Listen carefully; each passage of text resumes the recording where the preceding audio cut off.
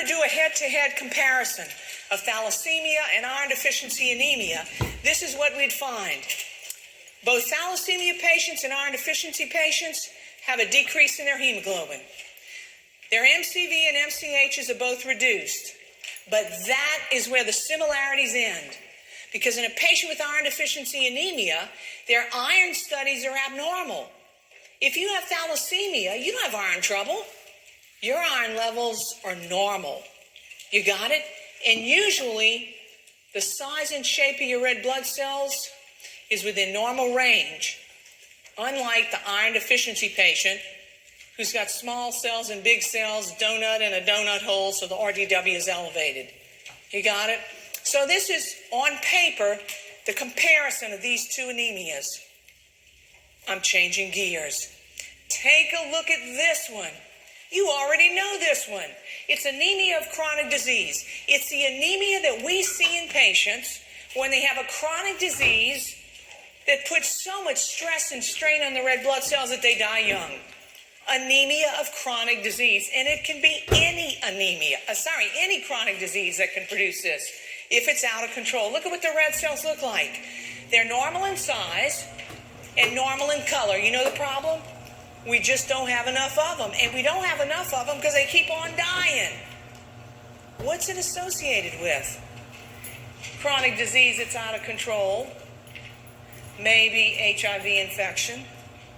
Maybe hepatitis C infection. Maybe it's a malignancy.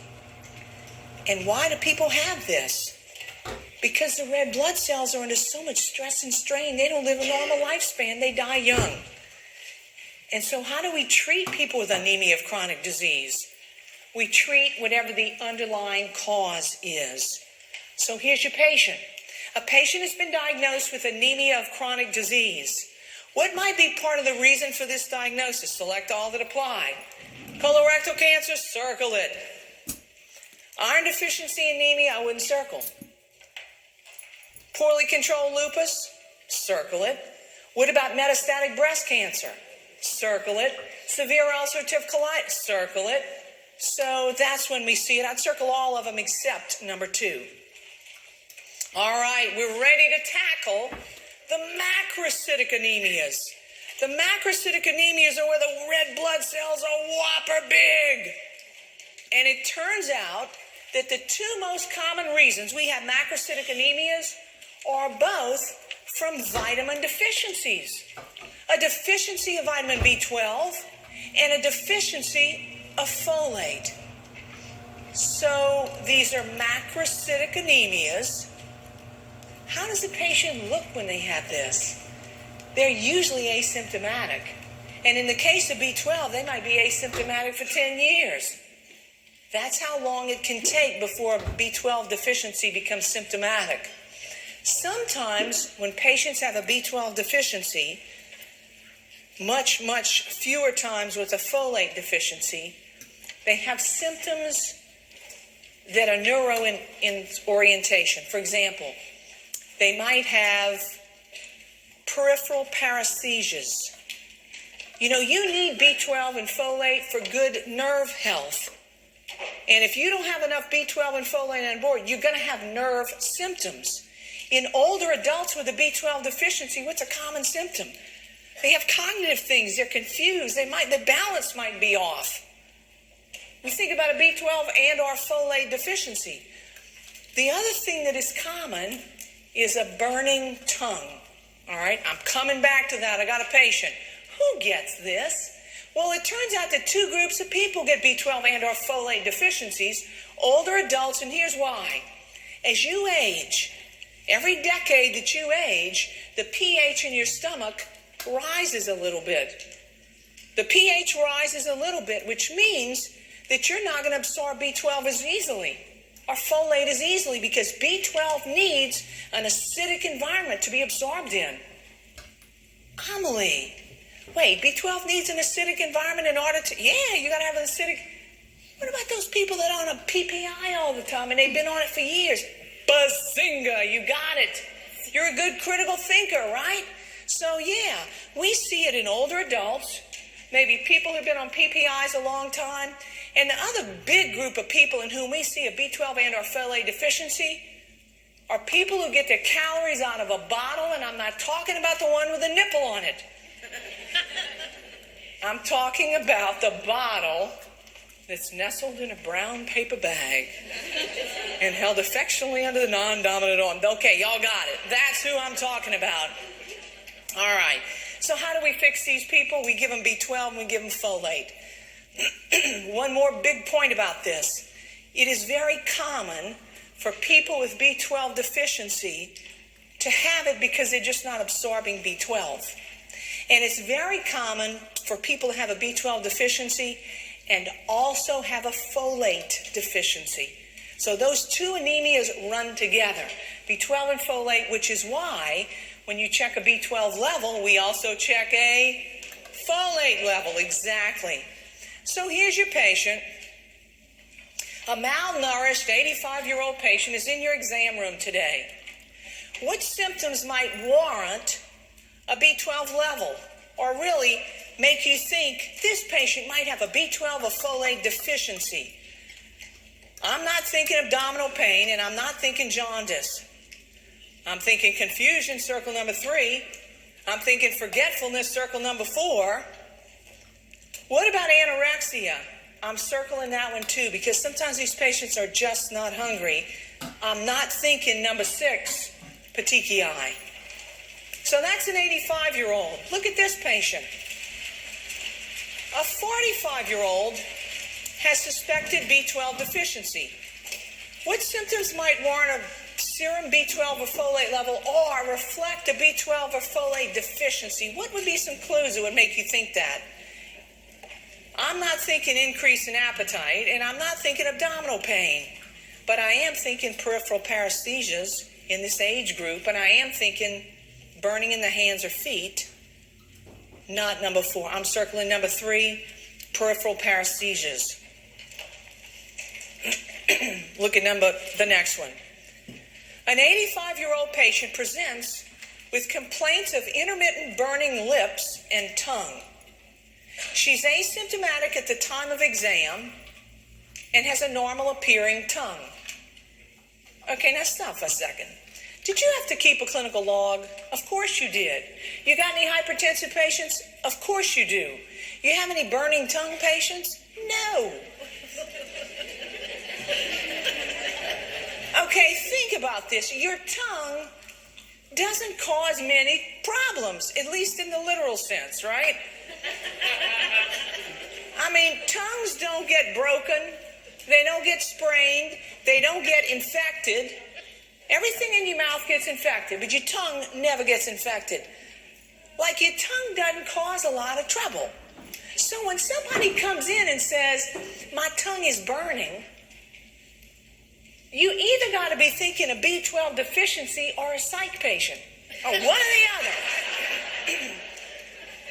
So, what action, when you look at her tongue is normal appearing, what action by you, the NP, will elicit the most beneficial diagnostic information?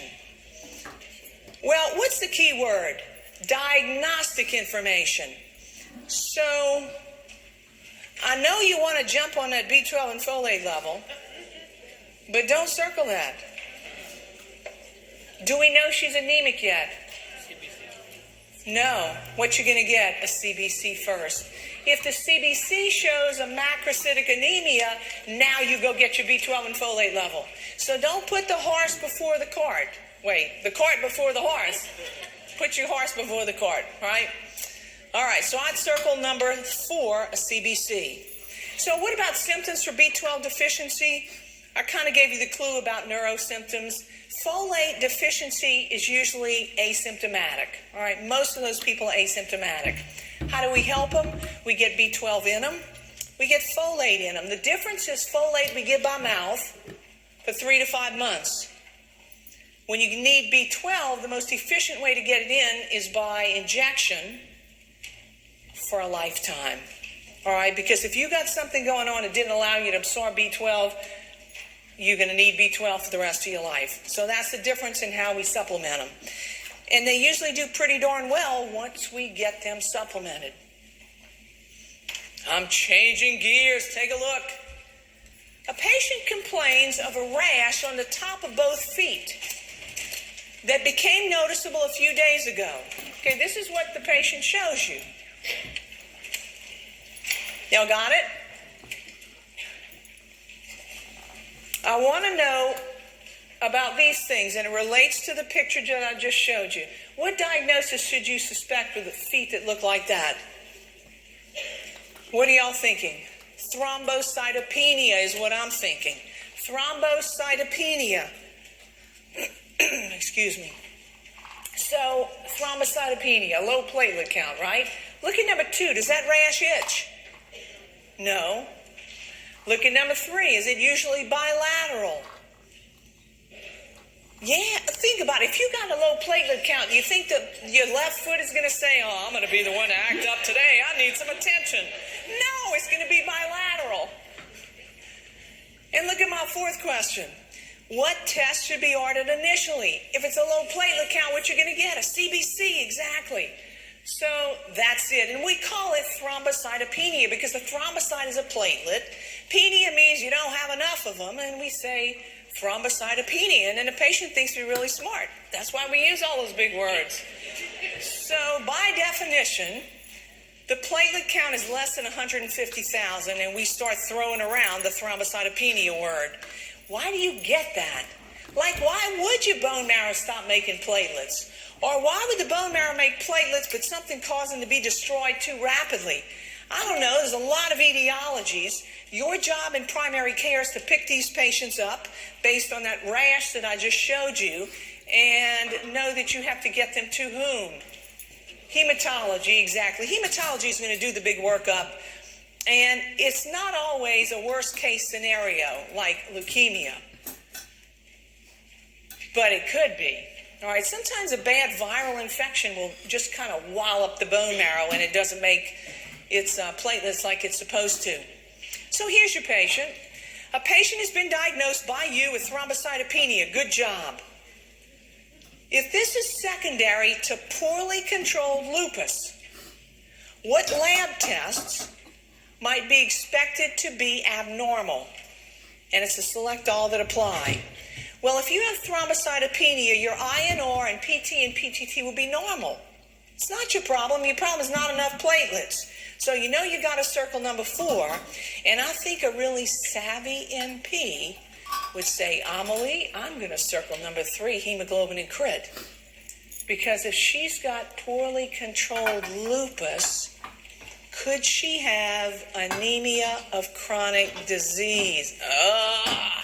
Amelie, yeah, you're right. Oh, yeah, I would have missed that one. Well, now you got it. All right, so you got to put on your thinking cap. Circle number 3, circle number 4. So what do? We punt, right? Punt meaning we send them over to hematology, and here we are. The last important cell that we haven't talked about yet are the leukocytes. These are the white cells. And you got a bunch of different kinds of white cells in you right now floating around. If you are well today, the white cell that ought to be present in the greatest quantity ought to be your neutrophils. Because out of every 100 white cells a med tech like Jeannie finds, 60 to 70 of them are going to be neutrophils. Another name for neutrophils is segs. Another name is polys. So it doesn't matter whether somebody says neut, segs, or polys, they're talking about the same exact white blood cell. The one that ought to be present in greatest quantity if you are well today. The white cell that ought to be present in the second greatest quantity if you're well today ought to be your lymphs. Out of every 100 white cells the lab finds, 20 to 25 will be lymphs. Another 3 to 8 will be monos. There'll probably be an 8 basophil in the mix, and probably 2 to 4 eosinophils. But when you add them all up, they better add up to 100. And you know it and I know it because that's what percent means, right? Percent means part of 100. So I'll show you why it's important to know that they add up to 100. Let's take a look. I'll show you what I do when I interpret CBCs. If you know what you're doing, keep doing it. If you're struggling, I'll show you what I do and maybe it'll help you. When I get a CBC back, the first thing I usually do is take a look at my white count. 15.9. There are a lot of white cells swimming around in this patient. The very next thing I do is go down to my differential because I want to know what white cells the lab found. And the first thing I do when I look at my differential is I add them up to make sure it adds up to 100. Because if they don't, if they add up to 92 or 116, something is wrong with the specimen. And I'm not spending another second of my valuable time on a blood specimen where there's some error. All right, there's something going on. So this one adds up to 100. Wonderful. Well, what white cells did the lab find? They found polys. They said 81, and that H means they found more than they thought they were going to find because the polys are elevated. The lymphs are low. They only found 2 of them. So they found 81 polys and 2 lymphs. Here's what Amelie's brain thinks. The polys and lymphs are your first responders. Within 2 hours after you get sick, the polys and lymphs go up or down depending on whatever it is you have, viral or bacterial.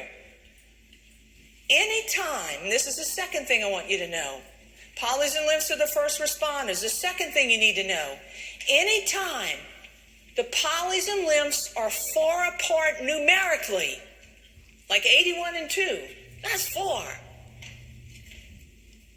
You should think bacterial. Anytime the polys and lymphs are far apart numerically, think bacterial.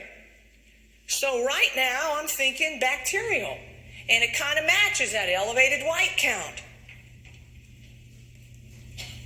The next thing I'm looking at, the next white cells that the lab found were monos.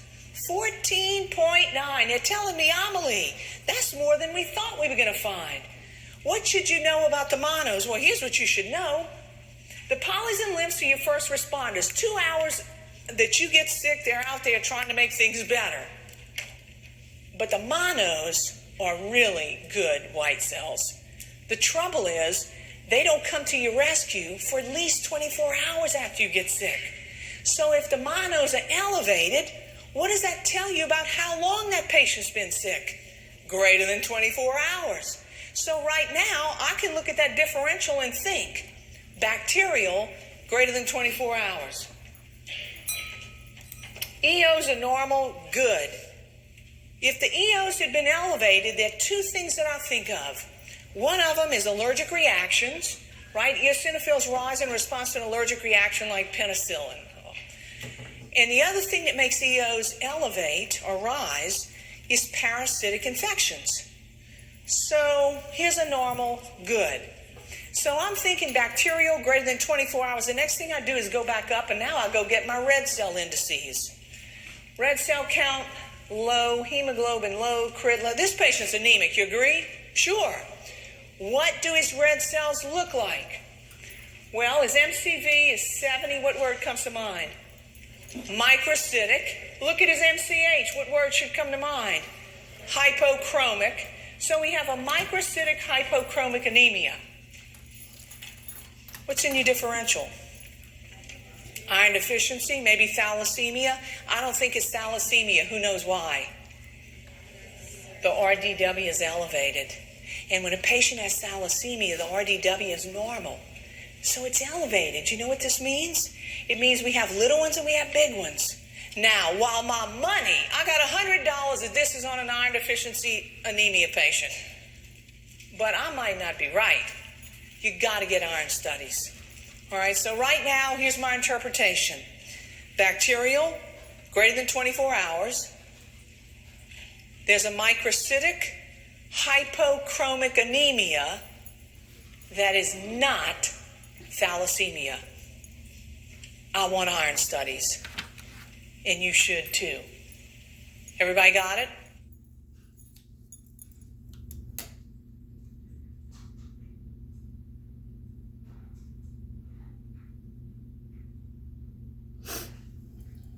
Let's look at another one. Total white count, 3.9. A little bit low. Go down to my differential. It adds up to 100. Poly's 46.5. They're low. Lymphs are a little bit elevated. Those are my first responders. Hey, wait a minute.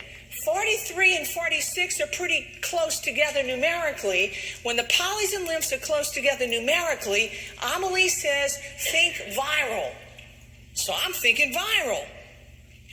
The monos are elevated. What does that do? It tells you how long the patient has been sick. Greater than 24 hours? Yep. So I'm thinking viral, greater than 24 hours. EOs are normal. Basophils are normal. Let's go see if they're anemic. RBC count is low, hemoglobin and crit is low. This patient's anemic. What do his red cells look like? MCV. Pig. What word do we use? Macrocytic. MCH 21.1. What word do we use? Normochromic. So we have a macrocytic, normochromic anemia. What lab do you want to get now? Anybody want to get a B12 and folate level? Perfect. So what's my interpretation? Looks viral, greater than 24 hours. It looks like a macrocytic, normochromic anemia. And I'd really like to get a B12 and folate level. Everybody got it? Good job. Take a look at this one. Total white count, 2.9. A little on the low side. I go down to my differential. It adds up to 100. We got an anemia going on. Okay, wait, I got a peripheral smear. I don't like this. Let me show you what I'm looking at. I'm looking at a low white cell count. I'm looking at a low red cell count. They're anemic. I'm looking at a low platelet count. What makes red cells, white cells, and platelets? Bone marrow. And on a peripheral smear, I'm seeing words I never saw in a CBC report before. Myelocytes, metamyelocytes, promyelocytes. What are you thinking? Because I'm not having happy thoughts. I'm not having happy thoughts at all because these are very immature white blood cells. Immature cells belong in the bone marrow until they mature. Your bone marrow is smart. It's on its job every day. It doesn't just say, hey, go out to battle. When the bone marrow is releasing those kinds of things, I don't like it one bit. So leukemia is at the top of my differential, but I don't know that's what this patient has. The word to describe this CBC is this word. Listen to it. Pancytopenia. Pan means from A to Z. Cyto means cell. Penia means you don't have enough of any of your cells. Pancytopenia is what I know they have, but I don't know what's causing it. Leukemia comes to mind. Y'all got it? Now, one last point. Go down to your differential. I told you that it added up to 100. Polys were 81, lymphs were 2. Numerically far apart, what should you be thinking? Bacterial. Monos elevated, what should be thinking? Greater than 24 hours. EOs are normal. Bands, what are bands? Bands are white blood cells that are immature. White cells are supposed to remain in the bone marrow until they mature, and then the bone marrow lets them out. But here's how the bone marrow is thinking right now. The bone marrow is looking and thinking, wow, this looks bacterial. Go, polys and lymphs, go, go. And the bone marrow is looking, oh man, the polys and lymphs are getting killed. We need more help. Bands. You all I got, and you pitiful, but you got to go, bands, go. So it sends bands out. So when you see bands in central circulation, it means the bone marrow is worried. But what makes the NP worried is myelocytes, metamyelocytes, promyelocytes. Those are all very, very immature neutrophils. Oh, I don't like seeing that on a CBC, and you're not going to like it either.